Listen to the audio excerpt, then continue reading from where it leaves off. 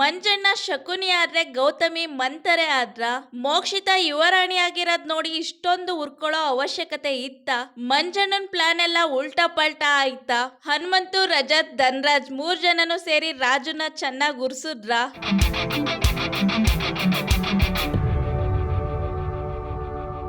Hi guys, welcome back to the channel. Yes, ನಿನ್ನೆ episode ಹೆಂಗಿತ್ತು ಅಂತ ಕಮೆಂಟ್ ಮಾಡಿ. ಅದಕ್ಕಿಂತ ಮುಂಚೆ ಸಬ್ಸ್ಕ್ರೈಬ್ ಮಾಡ್ಕೊಂಡಿಲ್ಲ ಅಂದರೆ ಎಸ್, ನನಗಂತೂ ನೆನ್ನೆ ಎಪಿಸೋಡು ಸಾಕಾಗಿತ್ತು ಅಂತ ಹೇಳ್ಬೋದು. ಅದೇನೋ ಉಪ್ಪಿ ಅವ್ರು ಹೇಳ್ತಾರಲ್ಲ, ಎಲ್ಲರ ಕಾಲೆಳಿತದೆ ಕಾಲ ಅಂತ. ಸೊ ಹಂಗೆ ಇತ್ತು ಗುರು, ಸಕ್ಕತ್ತಾಗಿತ್ತು. ಇನ್ನು ಮೊದಲನೇದಾಗಿ ಶುರುವಾಗಿದೆ ನಾಮಿನೇಷನ್ ಕಂಟಿನ್ಯೂಷನ್ನು. ನನಗೆ ಓಲ್ ನಾಮಿನೇಷನ್ ಪ್ರೋಸೆಸ್ ನೋಡಿದಾಗ ಅನಿಸಿದ್ದು, ಮಂಜಣ್ಣ ಒಂದು ಗೌತಮಿನ ಸೇವ್ ಮಾಡಬೇಕು. ಅದು ಯಾರೇ ಏನು ನಾಮಿನೇಟ್ ಮಾಡಿದ್ರು, ಇವರು ಯಾರನ್ನೇ ನಾಮಿನೇಟ್ ಮಾಡಿದ್ರು ಅಲ್ಲಿ ನಾಮಿನೇಟ್ ಆಗ್ತಿದ್ದವರು ಅಪೋಸಿಟ್ ವ್ಯಕ್ತಿನೇ ಹೊರತು ಗೌತಮಿ ಅಲ್ಲ. ಸೊ ಇಲ್ಲಿ ಮಂಜಣ್ಣ ಗೌತಮಿನ ಸೇವ್ ಮಾಡೋ ಪ್ಲ್ಯಾನ್ ಇತ್ತು. ಅದಾದಮೇಲೆ ಮಂಜಣ್ಣನ ಇನ್ನೊಂದು ಮಾಸ್ಟರ್ ಪ್ಲ್ಯಾನ್ ಇದ್ದಿದ್ದು, ಇಡೀ ಮನೆಯವರೆಲ್ಲ ನಾಮಿನೇಟ್ ಆಗಬೇಕು ಅನ್ನೋದೇ. ನೀವು ಇಡೀ ಒಂದು ನಾಮಿನೇಷನ್ ಪ್ರಕ್ರಿಯೆಯನ್ನು ಸೂಕ್ಷ್ಮವಾಗಿ ಅಬ್ಸರ್ವ್ ಮಾಡಿದ್ರೆ ಗೊತ್ತಾಯ್ತದೆ. ಒಂದು ಇಡೀ ಮನೆಯವ್ರನ್ನೆಲ್ಲ ನಾಮಿನೇಟ್ ಮಾಡಬೇಕು ಅನ್ನೋದಿತ್ತು, ಗೌತಮಿನ ಸೇವ್ ಮಾಡಬೇಕು ಅನ್ನೋದಿತ್ತು. ಬಟ್ ಇಲ್ಲಿ ಮಂಜಣ್ಣನ ಪ್ಲ್ಯಾನಲ್ಲಿ ಒಂದು ವರ್ಕ್ ಆಯಿತು, ಇನ್ನೊಂದು ವರ್ಕ್ ಆಗಲಿಲ್ಲ. ಬಿಕಾಸ್ ಒಂದು ಗೌತಮಿ ಅವರು ನಾಮಿನೇಷನಿಂದ ಪಾರಾದರು, ಆದರೆ ಇನ್ನು ಮಿಕ್ತವರು ಎಲ್ಲರೂ ನಾಮಿನೇಟ್ ಆಗಲಿಲ್ಲ. ಸೊ ಇಲ್ಲಿ ಒಂದು ಸ್ವಲ್ಪ ನಿರಾಸೆ ಆಗಿರ್ಬೋದು ಮಂಜಣ್ಣಂಗೆ. ಫೈನಲಿ ಈ ವಾರ ನಾಮಿನೇಟ್ ಆಗಿರೋ ಸ್ಪರ್ಧಿಗಳು ಯಾರ್ಯಾರು ಅಂದರೆ, ಶೋಭಾ ಶೆಟ್ಟಿ, ಗೋಲ್ಡ್ ಸುರೇಶು, ಶಿಶಿರು, ಐಶ್ವರ್ಯ, ಭವ್ಯ, ತ್ರಿವಿಕ್ರಮು ಮತ್ತು ಚೈತ್ರ ಅವರು. ಇಷ್ಟು ಜನ ಈ ವಾರ ನಾಮಿನೇಟ್ ಆಗಿದ್ದಾರೆ. ನಿಮ್ಮ ಪ್ರಕಾರ ಈ ವಾರ ಮನೆಯಿಂದ ಯಾರು ಹೋಗ್ತಾರೆ ಅಂದ್ಬಿಟ್ಟು ಕಮೆಂಟ್ ಮಾಡಿ ಗೈಸ್. ಇನ್ನು ನೆಕ್ಸ್ಟು ಚೈತ್ರ ವರ್ಸಸ್ ರಜತ್. ಇವ್ರದಂತೂ ನಿನ್ನೆ ಎಪಿಸೋಡಿಂದ ನಡೀತಾನೆ ಇದೆ. ಸೊ ಇಲ್ಲಿ ನನ್ನ ಪ್ರಕಾರ ರಜತ್ ಅವರು ಕರೆಕ್ಟಾಗಿದ್ರು ಅಂತ ಅನ್ನಿಸ್ತು. ಎಸ್, ಎಷ್ಟು ಕ್ಲಿಯರ್ ಆಗಿ ಹೇಳ್ತಾರೆ ಅಂದರೆ, ನೀವು ಕೊಟ್ಟಿರೋ ಒಂದು ಏನು ಕಾರಣಗಳನ್ನ ಸುದೀಪ್ ಸರ್ ಒಪ್ಕೊಬಿಟ್ರೆ ನಾನು ಅಲ್ಲೇ ಅರ್ಧ ಮೀಸೆ ಬೋಳ್ಸ್ಕೊಳ್ತೀನಿ, ಹಾಗೆ ಮನೆಯಿಂದ ಬಿಗ್ ಬಾಸ್ ಮನೆಯಿಂದ ಹೊರಗೋಯ್ತೀನಿ ಅಂತ. ಸೂಪರ್ ಗುರು ಅಂತ ಅನ್ನಿಸ್ತು. ಇಲ್ಲಿ ಚೈತ್ರಕ್ಕೊಂದು ಯಾವುದೇ ಪಾಯಿಂಟು ವ್ಯಾಲಿಡ್ ಇರಲಿಲ್ಲ ಅಂತ ಅನ್ನಿಸ್ತು. ಇನ್ನು ನೆಕ್ಸ್ಟು ಚೈತ್ರ, ಶಿಶಿರು, ಮೋಕ್ಷಿತ, ಐಶ್ವರ್ಯ ಇವ್ರು ಕೂತ್ಕೊಂಡು ಒಂದು ಮಿಡ್ ನೈಟ್ ಆಗಿರುತ್ತೆ ಅನಿಸುತ್ತೆ. ಆವಾಗ ಚೈತ್ರಕ್ಕವರು ಏನು ಇವ್ದು ಸಾಂಗ್ ಹೇಳಿರಲ್ಲ ಮೋಕ್ಷಿತ ಅವರು, ಅದ್ರ ಬಗ್ಗೆ ಮಾತಾಡ್ತಾರೆ. ಅಲ್ಲಿರೋರ್ಗು ಅದು ಫೀಲ್ ಆಗಿದೆ, ಅದು ನಿಜ ಅಂತ ಅನಿಸಿದೆ ಆಯಿತಾ.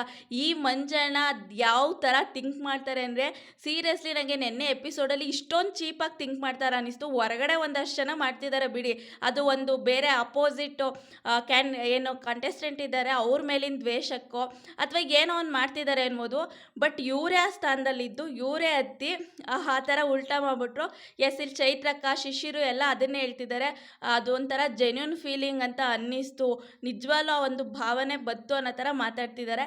ಮಂಜಣ್ಣ ಸೀರಿಯಸ್ಲಿ ಆ ವಿಷಯದಲ್ಲಿ ತುಂಬ ಚೀಪಾಗಿ ಕಾಣಿಸಿರು ಅಂತ ನನಗೆ ಅನ್ನಿಸ್ತು. ನಾನಿಲ್ಲಿ ಶಕುನಿ ಅಂತಲೂ ಮೆನ್ಷನ್ ಮಾಡಿದ್ದೀನಿ. ನನಗೆ ನೆನ್ನೆ ಎಪಿಸೋಡಲ್ಲಿ ಮಂಜಣ್ಣ ಶಕುನಿ ಥರ, ಮಂಜಣ್ಣ ಅವಾಗಿಂದನೂ ಶಕುನಿ ಬುದ್ಧಿನೇ ಬಿಡಿ, ಬೇರೆದೆಲ್ಲ ಇಷ್ಟ ಆಗುತ್ತೆ. ಬಟ್ ಒಂದೊಂದು ಕುತಂತ್ರ ಮಾಡ್ತಾರಲ್ಲ, ಅದು ಖಂಡಿತ ಇಷ್ಟ ಆಗಲ್ಲ. ಅದ್ರ ಜೊತೆಗೆ ಗೌತಮಿ ಅವರ ಹೇಳ್ತಿರಲ್ಲಪ್ಪ, ನೀವೆಲ್ಲ ಟ್ರೋಲ್ ಮಾಡ್ತಿರಲ್ಲ, ನಾನು ಯಾಕೆ ಹಿಂಗೆ ಮಾಡ್ತಾವ್ರೆ ಅಂತ ಅಂದ್ಕೊಳ್ತಿದ್ದೆ. ಕರೆಕ್ಟು ಕಣ್ರೋ, ನೀವು ಮಾಡ್ತಿರೋದು ಕರೆಕ್ಟು ಅಂತಲೇ ಅನ್ನಿಸ್ತು. ಬಿಕಾಸ್ ನಿನ್ನೆ ಅವರ ನಿಜವಾದ ಮುಖವಾಡ ಹೊರಗೆ ಬಂತು ಅಂತಲೇ ಹೇಳ್ಬೋದು. ನಿಜ, ನನಗೆ ನೀವು ನಂಬ್ತಿರೋ ಬಿಡ್ತಿರೋ, ನನಗೆ ಏನು ಮಂಜಣ್ಣ ಬಿಡಿ ಶಕುನಿ ಬುದ್ಧಿ ಆ ಥರ ಎಲ್ಲ ಅಂತ ಮೊದಲೇ ಹೇಳ್ತಿದ್ದೋ. ಆದರೆ ಇವರು ನಿಜ ನನಗೆ ಮಂತರೆ ಥರ ಕಾಣಿಸಿದ್ರು.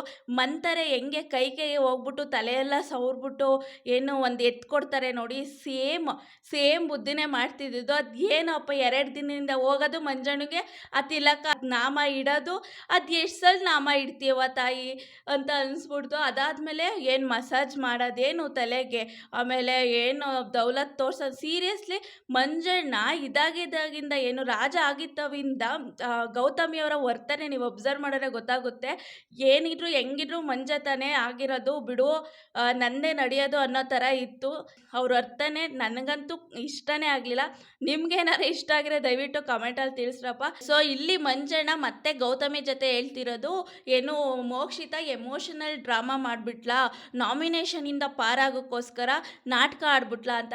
ಸೀರಿಯಸ್ಲಿ ಇಷ್ಟೊಂದು ಚೀಪಾಗಿ ಥಿಂಕ್ ಮಾಡ್ತಾರೆ ಮಂಜಣ್ಣ ಅಂತ ನನಗೆ ನೆನ್ನೆ ಎಪಿಸೋಡಲ್ಲೇ ಗೊತ್ತಾಗಿದ್ದು. ಗುರು ಆಯಿತು ಗುರು, ಮೋಕ್ಷಿತ ನರಿ ಕಣ್ಣೀರು ಹಾಕಿದ್ಲು ಅಂತಮ್ಮ, ನೀವಿಬ್ರೇನು ಮೊಸಳೆ ಕಣ್ಣೀರು ಹಾಕುರ್ರಿ, ಏನು ಲಳಲಳಳ ಅಂತ ಹತ್ಬಿಟ್ರಲ್ಲ, ಅವಾಗ ಫೀಲಿಂಗ್ ಇರಲಿಲ್ವಾ?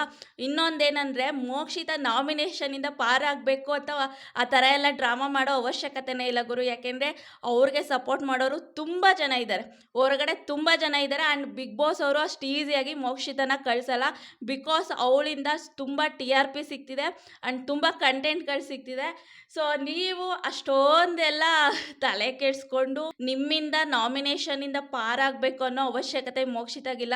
ಬಿಕಾಸ್ ಪ್ರತಿ ವಾರನೂ ಮೋಕ್ಷಿತ ನಾಮಿನೇಟ್ ಆಗ್ತಾ ಬಂದಿದ್ದಾರೆ, ಪ್ರತಿ ವಾರನೂ ಸೇವ್ ಆಗ್ತಿದ್ದಾರೆ, ಆಯಿತಾ? ಸೊ ಈ ಥರ ಚೀಪಾಗಿ ಥಿಂಕ್ ಮಾಡಬೇಡಿ. ಈ ಥರ ಥಿಂಕ್ ಮಾಡ್ತಾರೆ ಅಂತ ಗೊತ್ತಿರಲಿಲ್ಲ ಗುರು. ಅದಕ್ಕೊಂದಷ್ಟು ಜನ ಸಪೋರ್ಟ್ ಮಾಡೋರವ್ರೆ. ಏನು ಮಾಡೋಕ್ಕಾಗಲ್ಲ, ಕೆಲವ್ರ ಮೆಂಟಾಲಿಟಿನೇ ಹಂಗಿರುತ್ತೆ, ಅವರ ಮನಸ್ಸು ಯಾವ ಥರ ಇರುತ್ತೋ ಎಲ್ಲನೂ ಅದೇ ರೀತಿ ನೋಡ್ತಾರೆ. ಖಂಡಿತ ಕೆಲವೊಂದು ನಾಟಕ ಇರುತ್ತೆ, ಅದನ್ನ ನಾಟಕ ಅನ್ಬೋದು, ಅಲ್ಲಿ ಇರೋರಿಗೆಲ್ಲ ಫೀಲ್ ಆಗೈತೆ, ಇವರು ಕೂಡ ಹತ್ತವ್ರೆ. ಇನ್ನು ಮಿಡ್ ನೈಟ್ ಆಗೋಷ್ಟರಲ್ಲಿ ಆಲೇ ಅದು ನರಿ ಕಣ್ಣೀರಾಗೋಯ್ತಂತೆ. ಅದು ಏನು ಅಂತ ಮಾತಾಡ್ತೀಯೋ ಮಂಜಣ್ಣ, ಸೀರಿಯಸ್ಲಿ ಈ ಥರ ಕುತಂತ್ರ ಮಾಡೋದಕ್ಕೇ ಮೋಕ್ಷಿತ ನಿಮ್ಮ ಗ್ರೂಪಿಂದ ಹೊರಗಡೆ ಬಂದಿದ್ದು. ಅದ್ರ ಬಗ್ಗೆನೂ ಮಾತಾಡೋಣ. ಫ್ರೆಂಡ್ಶಿಪ್ಪು ಅಂತಾರೆ ಅಲ್ವಾ, ಹಿಂದೆ ಮಾತಾಡ್ಬಿಟ್ರು ಅದೊಂದು ಹಿಡ್ಕೊಂಡವ್ರೆಲ್ಲ ಮೋಕ್ಷಿತದ ಮೇಲೆ ಅದು ಹೇಳ್ತವ್ರಲ್ಲ. ಯಾಕೆ ಬಿಗ್ ಬಾಸ್ ಮನೇಲಿ ಯಾರೂ ಮಾತಾಡಿಲ್ವಾ? ಪ್ರತಿ ಒಂದು ಕಂಟೆಸ್ಟೆಂಟು ಹಿಂದೆ ಮಾತಾಡಿದ್ದಾರೆ. ಈ ಮಾತಾಡ್ದೇನೆ ಇನ್ನೇನು ಮಾಡ್ತಾರೆ ಹೇಳಿ? ಈಗ ಹೊರಗಡೆ ವಿಷಯನ ಮಾತಾಡೋ ಅಷ್ಟಿಲ್ಲ, ಅಲ್ಲಿರೋ ವಿಷಯಗಳನ್ನೇ ಮಾತಾಡಬೇಕು. ಅದರಲ್ಲಿ ತಪ್ಪೇನಿದೆ? ತಪ್ಪು ಇಲ್ಲಿ ಯಾವಾಗ ಆಗುತ್ತೆ ಅಂದರೆ, ನೀನು ಹಿಂದೆ ಒಂದು ಮಾತಾಡಿ ಮುಂದೆ ಒಂದು ಮಾತಾಡಿದ್ರೆ ತಪ್ಪಾಗುತ್ತೆ. ಆ ವಿಷಯದಲ್ಲಿ ಬಂದಾಗ ಮೋಕ್ಷಿತ 100% ರೈಟ್ ಇರ್ತಾರೆ. ಯಾಕೆಂದರೆ ನಿಮ್ಮ ಥರ ಏನೋ ಹಿಂದೆ ಒಂಥರ ಮಾತಾಡ್ಬಿಟ್ಟು ಮುಂದೆ ತೇಲ್ಸ್ಬಿಟ್ಬಿಡಲ್ಲ. ಮೋಕ್ಷಿತ ಡೈರೆಕ್ಟಾಗಿ ಕಿಚ್ಚ ಸುದೀಪ್ ಸರ್ ಇದ್ರು ಅಷ್ಟೇ, ಇನ್ನೊಬ್ರು ಇದ್ರು ಅಷ್ಟೇ, ಅವ್ರು ಕೆಟ್ಟೋರಾಗಲಿ ಒಳ್ಳೆಯವರಾಗಲಿ ಡೈರೆಕ್ಟಾಗಿ ಮುಖದ ಮೇಲೆ ಹೊಡೆದಂಗೆ ಹೇಳ್ತಾರೆ. ಸೊ ಆ ವಿಷಯದಲ್ಲಿ ಬಂದಾಗ ಮೋಕ್ಷಿತ ಕರೆಕ್ಟ್ ಅಂತ ಅನಿಸುತ್ತೆ. ಆ್ಯಂಡ್ ಎಷ್ಟೋ ಜನ ಟ್ರೋಲ್ ಮಾಡ್ತಿರೋದು ಮೋಕ್ಷಿತನ ಏನಕ್ಕೆ ಅಂದರೆ, ಏನು ಫ್ರೆಂಡ್ಶಿಪ್ಪಿಂದ ಈಚೆ ಬಂದುಬಿಟ್ರು ಅಂತ. ಯಾರ್ಯಾರು ಇವತ್ತು ಟ್ರೋಲ್ ಮಾಡ್ತಿದ್ದೀರಾ ಅವತ್ತು ನೆನೆಸ್ಕೊಳ್ಳಿ, ಯಾರು ಭವ್ಯನ ವಿಷಯದಲ್ಲಿ ಕ್ಯಾಪ್ಟನ್ ಆಗಬಾರ್ದು ಅಂತ ಮಂಜಣ್ಣ ಮತ್ತು ಗೌತಮಿ ಎಷ್ಟು ಕುತಂತ್ರ ಮಾಡಿ ಓಡೋಡೋಗಿ ಸ್ಪ್ರೇ ಹೊಡಿತಾರೆ. ಅದಾದಮೇಲೆ ಏನು ಭವ್ಯ ಕ್ಯಾಪ್ಟನ್ ಆಗಲ್ಲ, ಆ ವಾರಕ್ಕೆ ಪಟ್ಟಿ ಶ್ರಮ ಎಲ್ಲ ವ್ಯರ್ಥ ಆಗುತ್ತೆ. ಸೊ ಅದಾದಮೇಲೆ ತ್ರಿವಿಕ್ರಮ್ ಚಾನ್ಸ್ ಸಿಗುತ್ತೆ. ತ್ರಿವಿಕ್ರಮ್ ಯಾವಾಗ ಉಲ್ಟಾ ಹೊಡಿತಾರೋ ಆವಾಗ ನಮ್ಮ ಪಾಸಿಟಿವ್ ಗೌತಮಿಯವರು ಒಂದು ಕಡೆ ಕುತ್ಕೊಬಿಟ್ಟು ಫುಲ್ಲು ಉರ್ಕೊಂಡು, ಅವ್ನು ಯಾವನಾದರೂ ನನಗೇನಾಗಬೇಕು ಕ್ಯಾಪ್ಟನ್ನು, ಅವಳು ಯಾವಾದ್ರೂ ನನಗೇನಾಗಬೇಕು, ಯಾರಾದರೆ ನನಗೇನಾಗಬೇಕು, ಹಂಗೆ ಹಿಂಗೆ ಅಂತ ತ್ರಿವಿಕ್ರಮ್ ಮೇಲೆ ಕೋಪ ಮಾಡಿಕೊಂಡು ಉರ್ಕೊಂಡು ಬೈತಿರ್ತೀರ. ಅವಾಗೆಲ್ಲೋಗಿತ್ತು ನಿಮ್ಮ ಪಾಸಿಟಿವಿಟಿ? ಅವಾಗೆಲ್ಲೋಗಿತ್ತು ಇಂಡೈರೆಕ್ಟಾಗಿ ಹಿಂದೆ ಕುತ್ಕೊಂಡು ಮಾತಾಡೋ ಬುದ್ಧಿ?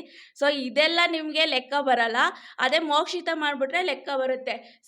ನೀವು ನಿಮಗೆ ಬೇಕಾದವ್ರಿಗೆ ರೋಸ್ ಕೊಟ್ಕೊಂಡ್ರಿ, ಅವಾಗ ಮೋಕ್ಷಿತನ ಇಗ್ನೋರ್ ಮಾಡಿದ್ರಿ. ಆಮೇಲೆ ಪ್ರತಿ ವಿಷಯದಲ್ಲೂ ಅವಳದೇ ತಪ್ಪು ಅನ್ನೋ ಥರ ಮಾತಾಡಿದ್ರಿ. ಒಂದು ಗ್ರೂಪ್ ಅಂತ ಬಂದಾಗ, ಒಂದು ಫ್ರೆಂಡ್ಶಿಪ್ ಅಂತ ಬಂದಾಗ ಪ್ರತಿಯೊಬ್ಬರಿಗೂ ಪ್ರಿಫರೆನ್ಸ್ ಕೊಡಬೇಕು.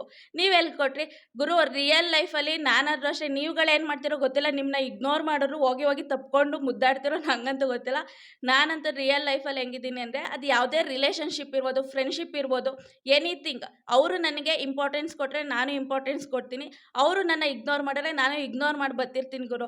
ಯಾಕೆ ಅಂದರೆ ಸ್ವಾಮಿ ವಿವೇಕಾನಂದರದು ಒಂದು ಮಾತನ್ನ ನಾನು ತುಂಬ ನಂಬ್ತೀನಿ, ಏನಂದರೆ ನಿಮಗೆ ಬೆಲೆ ಇಲ್ದವರ ಜಾಗದಲ್ಲಿ ನಿಮ್ಮ ಚಪ್ಪಲಿ ಕೂಡ ಬಿಡಬಾರ್ದು ಅಂತ. ಸೊ ಇವರು ಅದೇ ಥರ ನಡ್ಕೋತಿರೋದ್ರಿಂದ ನಾನಿಲ್ಲಿ ಮೋಕ್ಷಿತನ ರೈಟ್ ಅಂತ ಹೇಳ್ತೀನಿ.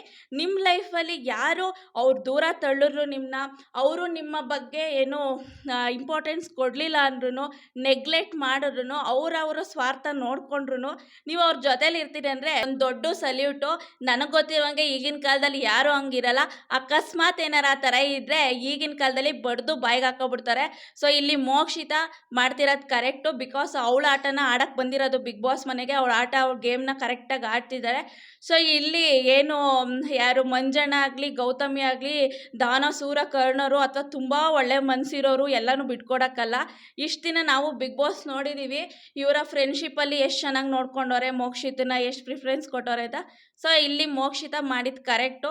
ಅದರಲ್ಲಿ ಎಲ್ಲಿ ಹೋಗಿ ತ್ರಿವಿಕ್ರಮ್ ಜೊತೆ ಏನು ಡಿಸ್ಕಸ್ ಮಾಡಿದ್ರು ಅಷ್ಟೇ, ಯಾರಪ್ಪ ಇನ್ನೊಬ್ಬರು ಐಶ್ವರ್ಯ ಶಿಶಿರ್ ಜೊತೆ ಡಿಸ್ಕಸ್ ಮಾಡಿದ್ರು ಅಷ್ಟೇ. ಸತ್ಯ ಯಾವತ್ತಿದ್ರು ಸತ್ಯನೇ. ಈಗ ತ್ರಿವಿಕ್ರಮ್ ಜೊತೆ ಚೆನ್ನಾಗವ್ರೆ. ಹಿಂದೆ ಒಂದು ಸ್ವಲ್ಪ ನೆನೆಸ್ಕೊಳ್ಳಿ, ತ್ರಿವಿಕ್ರಮು ಮಂಜಣ್ಣ ಭವ್ಯ ಎಲ್ಲ ಎಷ್ಟು ಚೆನ್ನಾಗಿದ್ರು. ಆಮೇಲೆ ಅವ್ರವ್ರ ಮಧ್ಯೆನೇ ಬೆಂಕಿ ಎತ್ಕತ್ತು. ಮಂಜಣ್ಣನ ಕುತಂತ್ರಗಳು, ಅದ್ರ ಜೊತೆಗೆ ಕೈ ಜೋಡಿಸಿದ್ದು ಗೌತಮಿಯವರು. ಈ ಥರ ಎಲ್ಲ ಕುತಂತ್ರ ಮಾಡಿದಾಗ ಅವ್ರ ಮಧ್ಯೆ ಮೋಕ್ಷಿತ ಇರೋದು ಕರೆಕ್ಟಾ? ಆ ಥರ ಇದ್ದರೆ ಇವರಿಬ್ರು ಮಾಡೋ ತಪ್ಪುಗಳಿಗೆ ಮೋಕ್ಷಿತನು ಬಲಿಯಾಗ್ತಿರೋ, ಆಯಿತಾ? ಈಗ ಅವರೇ ಹೇಳ್ತಾರೆ, ಭವ್ಯ ನಿಶಾರದ ವಿಚಾರದಲ್ಲಿ ಎಷ್ಟು ಕುತಂತ್ರ ಮಾಡೋರು ಅಂತ. ಸೊ ಇಂಥ ಮೈಂಡ್ ಸೆಟ್ ಇರೋರ ಜೊತೆ ಈ ಥರ ಕುತಂತ್ರ ಮಾಡೋರ ಜೊತೆ ಇರೋದು ನನ್ನ ಪ್ರಕಾರ ಸರಿಯಲ್ಲ. ಅವ್ರು ಮಾಡ್ತಿರೋದು ಕರೆಕ್ಟ್ ಆಗಿದೆ. ಈಗ ಅದೇನೇನು ಮಾತಾಡೋರು ಫ್ರೆಂಡ್ಶಿಪ್ ಬಗ್ಗೆ ಹಿಂದೆ ಮಾತಾಡ್ತಾರೆ ಎಲ್ಲದಕ್ಕೂ ಐ ಥಿಂಕ್ ಕ್ಲಾರಿಟಿ ಸಿಕ್ಕಿದೆ ಅಂದ್ಕೊಳ್ತೀನಿ. ಸೊ ಇನ್ನೂ ಕ್ಲಾರಿಟಿ ಬೇಕಾದ್ರೆ ಇನ್ನೊಂದು ವಿಡಿಯೋದೇ ಮಾಡಾಕ್ತೀನಿ. Because she is right. ನಾನು ಅದಕ್ಕೆ ಅವ್ರ ಪರವಾಗಿ ಸ್ಟ್ಯಾಂಡ್ ತಗೊಳ್ತೀನಿ. ಇನ್ನು ನೆಕ್ಸ್ಟು ಮಾರ್ನಿಂಗ್ ಸಾಂಗ್ ಹಾಕ್ತಾರೆ, ಯಾರಿವಳು ಸೂಜಿ ಮಲ್ಲಿ ಕಣ್ಣವಳು ಅಂತ. ಆ್ಯಕ್ಚುಲಿ ಇದನ್ನ ಡೆಡಿಕೇಟ್ ಮಾಡಿದ್ದು ಮೋಕ್ಷಿತಾಗೇನೆ. ಯಾಕೆ ಹಿಂಗೆ ಹೇಳ್ತಿದ್ದೀನಿ ಅಂದರೆ ಪ್ರತಿಯೊಂದು ಸಾಂಗ್ನೂ ಬಿಗ್ ಬಾಸ್ ಅವರು ಆ ಎಪಿಸೋಡ್ ಹೆಂಗಿರುತ್ತೆ ಅನ್ನೋದಕ್ಕೆ ಒಂದು ಕ್ಲೂ ಕೊಡ್ತಿರ್ತಾರೆ. ಆ್ಯಂಡ್ ಸೆಕೆಂಡ್ ಸಾಂಗು ಅಷ್ಟೇ, ಆಟವೋ ಹುಡುಗಾಟವೋ ಸಮಥಿಂಗ್ ಆ ಸಾಂಗ್ ಹಾಕಿದ್ರು ಅನಿಸುತ್ತೆ. ಸೊ ಹೆಂಗೆ ಆಟ ಚೇಂಜ್ ಆಗುತ್ತೆ ಅನ್ನೋ ಥರ ಪರಶಿವನ ಆಟವೋ ಅಂತಲೂ ಹಾಕ್ತಾರೆ. ಸೊ ಆ ಸಾಂಗ್ಗಳಿಂದನೇ ಒಂದು ಕ್ಲೂ ಸಿಗುತ್ತೆ ಅಂತ ಹೇಳ್ಬೋದು. ಇನ್ನು ಅದಾದಮೇಲೆ ಇಲ್ಲಿ ಬಿಗ್ ಬಾಸ್ ಮನೇಲಿ ಒಂದು ವರ್ಡು ನೆನೆ ಸಿಕ್ಕಾಪಟ್ಟೆ ಒಡ್ಡಾಡ್ತು, ಅದೇ ಕರ್ಮ. ಎಸ್, ಇಲ್ಲಿ ಯಾರು ಶೋಭಾ ಅವರು ಹೇಳ್ತಾರೆ ಆ್ಯಂಡ್ ಹನುಮಂತಣ್ಣ ಹೇಳ್ತಾರೆ. ಶೋಭಾ ಅವರು ಹೇಳ್ತಾರೆ ಕಲಿಯುಗದಲ್ಲಿ ಇನ್ಸ್ಟೆಂಟಾಗಿ ವರ್ಕ್ ಆಗುತ್ತೆ ಕರ್ಮ ಅಂತ. ಅದು 100% ನಿಜ. ಅದು ಬಿಗ್ ಬಾಸ್ ಮನೇಲಿ ಆಗಿರ್ಬೋದು, ರಿಯಲ್ ಲೈಫಲ್ಲಿ ಆಗಿರ್ಬೋದು. ಯಾರು ಕೆಟ್ಟದ್ದು ಮಾಡ್ತಾರೋ ಅವ್ರಿಗೆ ಕೆಟ್ಟದೇ ಆಗುತ್ತೆ, ಯಾರು ಒಳ್ಳೇದು ಮಾಡ್ತಾರೋ ಅವ್ರಿಗೆ ಒಳ್ಳೇದೇ ಆಗುತ್ತೆ. ನೋಡೋಣ ಈಗ ಯಾರ್ಯಾರು ಎಗ್ರಾಡ್ತಿದ್ದಾರೆ ಅವ್ರಿಗೆ ಕರ್ಮ ರಿಟರ್ನ್ಸ್ ಆಗೋದಂತೂ ಪಕ್ಕ. ಯಾರು ಈಗ ಮಂಜಣ್ಣ ಆಕಾಶದಲ್ಲಿ ನೀ ದೀಪವಾದೆ ಆ ಎಮೋಷನ್ ಆಗಿದ್ದಂಥ ಸಾಂಗ್ನ ಈ ಥರ ಏನು ಒಂಥರ ರೇಗ್ಸೋ ಥರ ಆಡ್ತಿದ್ದಾರೆ, ಖಂಡಿತ ಹೇಳ್ತೀನಿ ಅದು ಕರ್ಮ ರಿಟರ್ನ್ಸ್ ಬಂದೇ ಬರುತ್ತೆ. ಅದು ಮೋಕ್ಷಿತನಾರು ಹೇಳ್ಬೋದು ಸಾಂಗ್ನ, ಅಥವಾ ಯಾರೋ ಹನುಮಂತಣ್ಣನವರು ಹೇಳ್ಬೋದು. ಹನುಮಂತಣ್ಣ ಗುರು ಹೆಂಗೆ ಅಂದರೆ ಒಳ್ಳೆ ಸಾಂಗ್ ಹೇಳಿ ಚುಚ್ಚಬೇಕು, ಡೈರೆಕ್ಟಾಗಿ ಚುಚ್ಚಬೇಕು, ಹಂಗೆ ಉರಿಸ್ತಾರೆ. ಸೀರಿಯಸ್ಲಿ ಹನುಮಂತಣ್ಣನ ನೋಡಿ ಕಲಿಯೋದು ಬಹಳಷ್ಟಿದೆ ಅಂತ ನಾನು ತುಂಬ ವೀಡಿಯೋದಲ್ಲಿ ಹೇಳಿದ್ದೀನಿ. ಸೊ ಮಂಜಣ್ಣಗೆ ಈ ಥರ ಆಡ್ತಿದ್ದಾರಲ್ವಾ, ಅದು ಕರ್ಮ ರಿಟರ್ನ್ಸ್ ಆಗಲಿಲ್ಲ ಅಂದರೆ ಕೇಳ್ಕೊಳ್ಳಿ. ಸೊ ಇಲ್ಲಿ ಒಂದು ಇನ್ಸ್ಟೆಂಟಾಗಿ ಚಿಕ್ಕದಾಗಿ ಕರ್ಮ ವರ್ಕ್ ಆಯಿತು ಅಂತಲೇ ಹೇಳ್ಬೋದು. ಎಸ್, ಅದನ್ನ ತಮಾಷೆಗೆ ತಗೊಂಡ್ರು ಯಾರೋ ಹನುಮಂತದ್ದಾಗಿರ್ಬೋದು ಆ್ಯಂಡ್ ಸುರೇಶ್ ಅಣ್ಣ ಮಲಗಿದ್ದಾಗಿರ್ಬೋದು ಆ್ಯಂಡ್ ನಮ್ಮ ರಾಜ್ ಮಂಜಣ್ಣನೇ ಮಲಗಿಯ ಸಾಂಗ್ ಹಾಕ್ಸ್ಕೊಂಡು ರೂಲ್ನ ಬ್ರೇಕ್ ಮಾಡಿದ್ದಾಗಿರೋದು. ಸೊ ಅಲ್ಲೇ ವರ್ಕ್ ಆಯಿತು ಅಂತ ಹೇಳ್ಬೋದು. ಅದಾದಮೇಲೆ ಇಲ್ಲಿ ಮಂಜಣ್ಣ ಅವ್ರಿಗೆ ಕೊಟ್ಟಿದ್ದಂಥ ಸೀಕ್ರೆಟ್ ಟಾಸ್ಕ್ ಬಗ್ಗೆ ಹೇಳ್ತಾರೆ ಯಾರು ಬಿಗ್ ಬಾಸ್ ಅವರು. ಆದರೆ ಇಲ್ಲಿ ಎಷ್ಟೋ ಜನಕ್ಕೆ ಒಂದು ತಲೆಗೆ ಹುಳ ಬಿಟ್ಟಂಗೆ ಆಗ್ಬಿಟ್ಟೈತೆ ಅಂತ ಅನಿಸುತ್ತೆ, ಅದರಲ್ಲೂ ಮೇನ್ ಗೌತಮಿ ಅವರಿಗೆ. ಬಿಕಾಸ್ ಇಲ್ಲಿ ಬಿಗ್ ಬಾಸ್ ಅವರು ಇಬ್ಬರನ್ನ ನಗಿಸ್ಬೇಕು, ಇಬ್ಬರನ್ನ ಅಳಿಸ್ಬೇಕು ಅಂತ ಹೇಳಿರ್ತಾರೆ.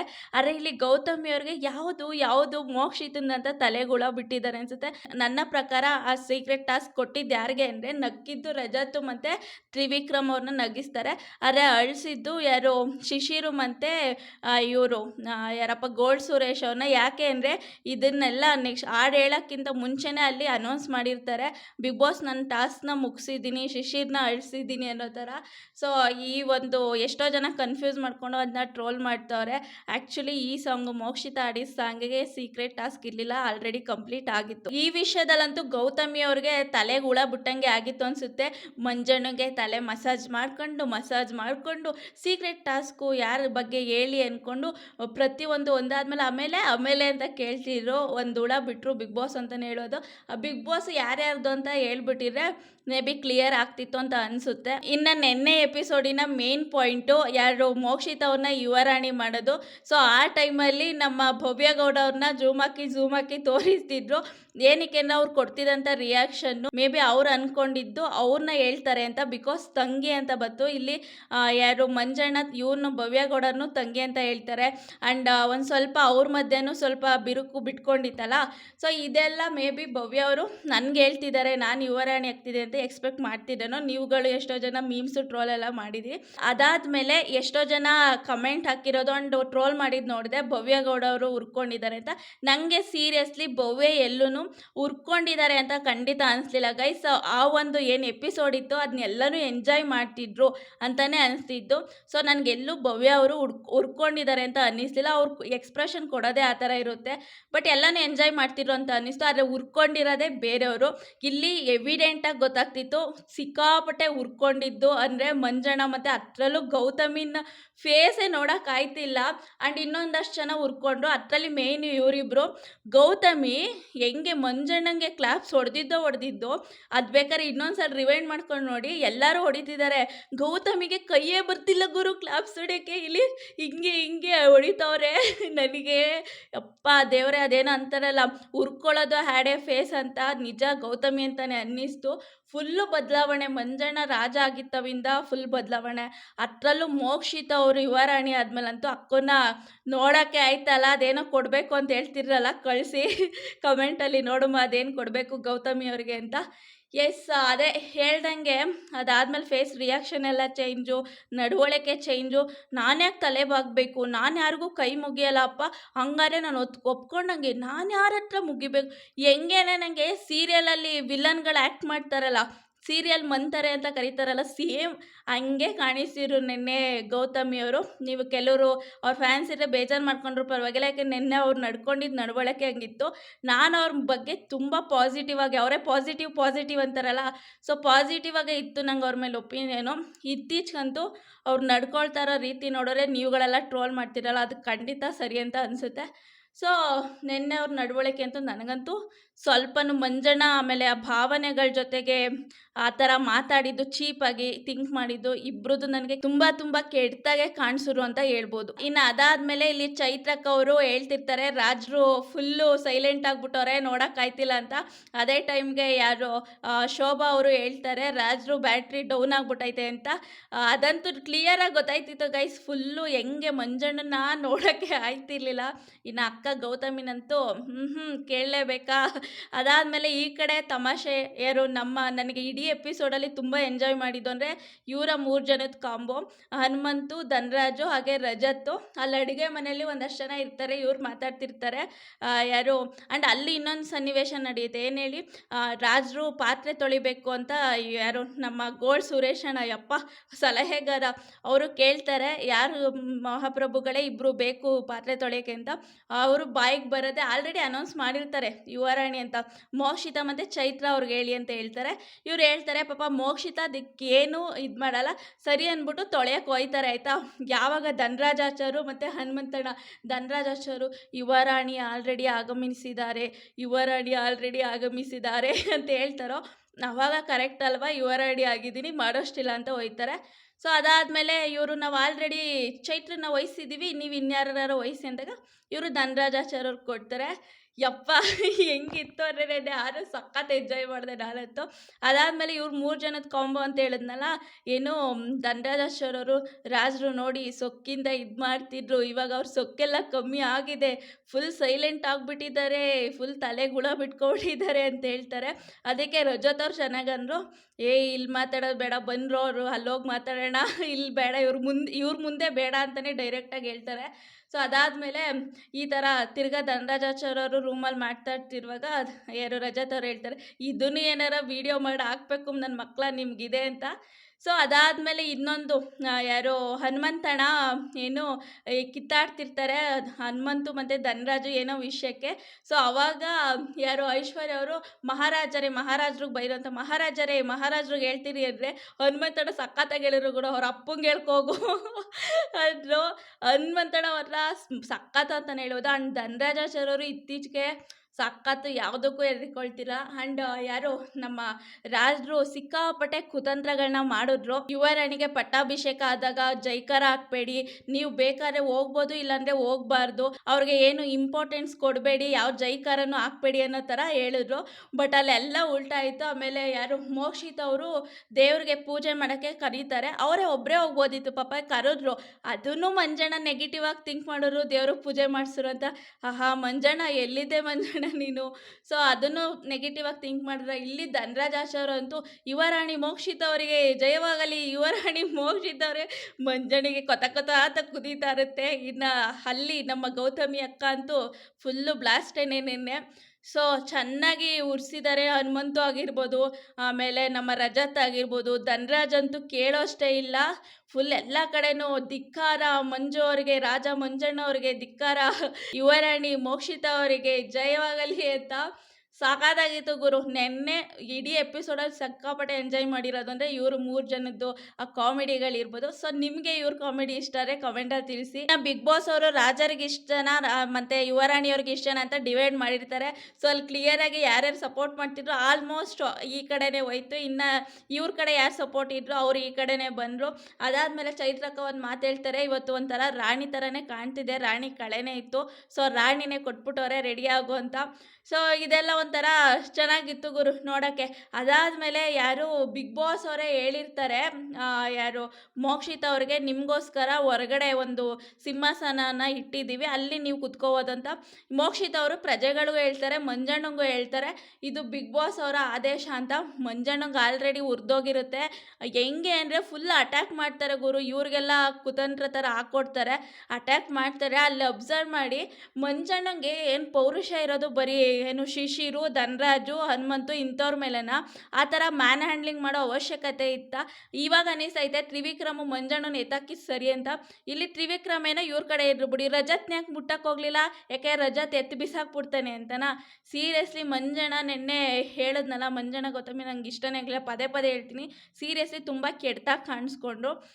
ಏನು ಫುಲ್ಲು ಶಿಶಿರ್ನ ಹೆಂಗೆ ಎತ್ತು ಬಿಸಾಕರು ಅಂದರೆ, ಬಿಗ್ ಬಾಸ್ ಅವರೇ ನಿಲ್ಲಿಸಿ ಅನ್ನೋ ಒಂದು ಆದೇಶ ಬರುವವರೆಗೂ ಒಳ್ಳೆ ಏನು ಅಲ್ಲ, ಮಂಜಣ್ಣ ರಾಜರಾಗಿದ್ರ ಅಲ್ಲಿ ಸೇನಾಧಿಪತಿ ಆಗಿರ ಅಥವಾ ಪ್ರಜೆಗಳಾಗಿರ ಅಂತ ಗೊತ್ತಾಗಲಿಲ್ಲ. ಸೇನಾಧಿಪತಿಗಳ ಕೈಲಿ ಮಾಡಿಸ್ಬೇಕಾದದ್ದ ಇವರೇ ಹೋಗ್ಬಿಟ್ಟು ಎಳಿತವ್ರೆ ಗುರು. ಅದೇನು ಆಟ ಆಡಿದ್ರು, ಅದೇನು ಕಥೆನೋ. ಅದಾದಮೇಲೆ ಇಲ್ಲಿ ಮೋಕ್ಷಿತ ಇವ್ರು ರಾಜರಾಗಿದ್ದಾಗ ಜೈಕರ ಆಗ್ತಾರೆ, ಅವ್ರು ಹೆಂಗೆ ನಡ್ಕೋಬೇಕು ಒಬ್ಬ ಪ್ರಜೆಯಾಗಿ ಎಲ್ಲ ನಡ್ಕೊಳ್ತಾರೆ. ಬಟ್ ಇವ್ರ ವಿಷಯ ಬಂದಾಗ ಯಾಕೆ ಇಷ್ಟೊಂದು ಉರ್ಕೊಳ್ತಾರೆ ಅಂತ ಗೊತ್ತಾಗಲಿಲ್ಲ. ಅದಾದಮೇಲೆ ಏನು ಮಂಜಣ್ಣನ ಜೊತೇಲಿ ಮೋಕ್ಷಿತ ಚೆನ್ನಾಗೇ ಮಾತಾಡ್ತಿರ್ತಾರೆ, ಅಂಟಿಲ್ ಮಂಜಣ್ಣ ಬೇಕು ಬೇಕು ಅಂತ ಕೆಟ್ಟ ಕೆಟ್ಟ ಏನೋ ವಿಷಯಗಳನ್ನ ಮಾತಾಡೋದ್ರಿಂದ. ಬಿಕಾಸ್ ಒಂದು ಎಮೋಷನಲ್ ವಿಷಯನ ನೀನು ನರಿ ಕಣ್ಣೀರು ಅದು ಇದು ಅಂತೀಯ ಅಂದರೆ ನಿನ್ನ ಮೆಂಟಾಲಿಟಿ ಹೆಂಗಿದೆ ಅನ್ನೋದು ತೋರಿಸುತ್ತೆ, ವ್ಯಕ್ತಿತ್ವನ ಅಂತ ನಂಗೆ ಅಲ್ಲಿ ಕ್ಲಿಯರಾಗಿ ಅನ್ನಿಸ್ತು ಮಂಜಣ್ಣನ ಬಗ್ಗೆ. ನನಗಂತೂ ರೆಸ್ಪೆಕ್ಟೇ ಹೊಂಟೈತಪ್ಪ ಈ ವಿಷಯದಲ್ಲಿ, ಮಂಜಣ್ಣ ಗೌತಮಿ ಬಗ್ಗೆ ಸೀರಿಯಸ್ಲಿ ರೆಸ್ಪೆಕ್ಟ್ ಹೋಯ್ತು. ಇನ್ನು ಇವತ್ತು ಏನೇನಾಗುತ್ತೆ ನೋಡಬೇಕು. ಸೊ ಅದಾದಮೇಲೆ ಇಲ್ಲಿ ಮತ್ತೆ ಕ್ಯಾಪ್ಟನ್ಸಿ ರೂಮ್ಗೆ ಬರೋಷ್ಟಿಲ್ಲ ಅಂತ ಇದು ಮಾಡ್ತಾರೆ. ಪಾಪ ಧನರಾಜನ್ನ ಏನಕ್ಕೆ ಆ ಟಾಯ್ಲೆಟ್ ರೂಮಲ್ಲೆಲ್ಲ ಕರ್ಕೋಗಿ ಎಳ್ಕೊಂಡು ಹೋಗ್ಬೇಕಿತ್ತು, ತ್ರಿವಿಕ್ರಮ್ಗೆ ಆದೇಶ ಮಾಡಬೇಕಿತ್ತು, ಅವ್ರಿಗೂ ಅದೇ ಬೇಕಿತ್ತು ಅನಿಸುತ್ತೆ. ಎಳ್ಕೊಂಡೋಗಿ ಆ ಥರ ಎಲ್ಲ ನಡ್ಸ್ಕೊಳ್ಳೋದು, ಅದು ಧನರಾಜ್ಗೆ ಜಾಸ್ತಿ ಟಾರ್ಗೆಟ್ ಮಾಡ್ತಾರೆ ಅನ್ನಿಸ್ತು. ಸೊ ಇವರು ರಜತ್ ಅವ್ರ ಮುಂದೆ ಎಲ್ಲ ಇದು ನಡೆಯಲ್ವಲ್ಲ, ತೆಗ್ದು ಎಳ್ದು ಬಿಸಾಕ್ತಾರೆ. ಸೊ ಇಂಥವ್ರ ಮೇಲೆ ಪಾಪ ಮಂಜಣ್ಣ ಏನು ತನ್ನ ಅಧಿಕಾರನ ಚಲಾಯಿಸೋದು ಅನಿಸುತ್ತೆ. ಇವ್ರು ಹೋಗಿ ಕೇಳ್ಕೊಂಬರ್ತಾರೆ ಬಿಗ್ ಬಾಸ್ನ, ಆವಾಗ ನಿಮ್ಮ ವಿವೇಚನೆಗೆ ಬಿಟ್ಟಿದ್ದು ಅಂತ ಹೇಳ್ತಾರೆ. ಅಲ್ಲಿ ಒಯ್ತಾರೆ ನೋಡಪ್ಪ, ಸಖತ್ತಾಗಿತ್ತು. ಇದೆಲ್ಲ ಆದಮೇಲೆ ಏನೋ ಒಂದು ಒಳ್ಳೆ ಉದ್ದೇಶ ಇಟ್ಕೊಂಡು ಎಂಟರ್ಟೈನ್ಮೆಂಟ್ ಮಾಡಿಸ್ಬೇಕು, ಕರೀತಾರೆ ಇವ್ರನ್ನ ಬನ್ನಿ ಅಂದ್ಬಿಟ್ಟು. ಅದನ್ನು ಎಷ್ಟು ಕೆಟ್ಟದಾಗಿ ಯೋಚನೆ ಮಾಡ್ತಾರೆ ಅಂದರೆ, ನಾವು ಬರಲ್ಲ, ನಾವು ಹೇಳಿ ಕಳಿಸ್ತೀವಿ ಈ ಥರ. ಇನ್ನು ಸಲಹೆಗಾರ ಸುರೇಶನ ಅಂತೂ ಮೋಕ್ಷಿತ ಒಂದು ಕಾಂಟೆಕ್ಸ್ಟಲ್ಲಿ ಹೇಳಿದೆ, ಇವರೇ ಹೋಗ್ಬಿಟ್ಟು ಬೇರೆ ಥರನೇ ಹೇಳ್ತಾರೆ. ಮಹಾರಾಜರೇ ಇವ್ರು ಹಂಗನ್ರು, ಮೋಕ್ಷಿತ ಯುವರಾಣಿ ಹಿಂಗನ್ರು ಮಹಾರಾಜರೇ ಅಂತ. ಅದೇನೋ ಕರೆಕ್ಟಾಗಿ ನಿನ್ಸೋರೆ ಮಾತ್ರ ಸಲಹೆಗಾರರಾಗಿ ಅಂತ ಹೇಳ್ಬೋದು. ಟೋಟಲಿ ಬಿಗ್ ಬಾಸ್ ನೆನ್ನೆ ಎಪಿಸೋಡು ಸಖತ್ತಾಗಿತ್ತು. ಇವತ್ತು ಇನ್ನೂ ಮಜವಾಗಿರುತ್ತೆ. ಫುಲ್ಲು ನೋಡೋಣ ಯಾರ್ಯಾರ ಬುದ್ಧಿ, ಯಾರ್ಯಾರ ನಡವಳಿಕೆ ಹೆಂಗೆ ಬರುತ್ತೆ ಅಂತ ಇವತ್ತು ಕ್ಲಿಯರಾಗಿ ಗೊತ್ತಾಗುತ್ತೆ ಗೈಸ್. ಎಸ್, ನಿಮಗೆ ಯಾವ ಒಂದು ವಿಷಯ ಇಷ್ಟ ಆಯಿತು, ನಿನ್ನೆ ಮಂಜಣ್ಣ ಗೌತಮಿ ನಡ್ಕೊಂಡಿದ್ದ ರೀತಿ ನಿಮಗೆ ಸರಿ ಅಂತ ಅನ್ನಿಸ್ತಾ ಎಲ್ಲನೂ ಕಮೆಂಟ್ ಮಾಡಿ. ಆ್ಯಂಡ್ ಮೋಕ್ಷಿತ ಯುವರಾಣಿ ಆಗಿರೋದು ನೋಡಿ ಯಾರ್ಯಾರು ಹುರ್ಕೊಂಡ್ರು ಅಂತ ನಿಮ್ಗೆ ಅನಿಸ್ತು ಕಮೆಂಟ್ ಮಾಡಿ. ಆ್ಯಂಡ್ ಅವ್ರಿಗೆ ಏನು ಕೊಡಬೇಕು ಅಂತಲೂ ನಿಮ್ಗೆ ಗೊತ್ತಿರುತ್ತೆ, ಕಮೆಂಟಲ್ಲಿ ತಿಳಿಸಿ ಗೈಸ್. ನೆಕ್ಸ್ಟ್ ವೀಡಿಯೋದಲ್ಲಿ ಸಿಗ್ತೀನಿ, ಅಲ್ಲಿವರೆಗೂ ನಮಸ್ಕಾರ.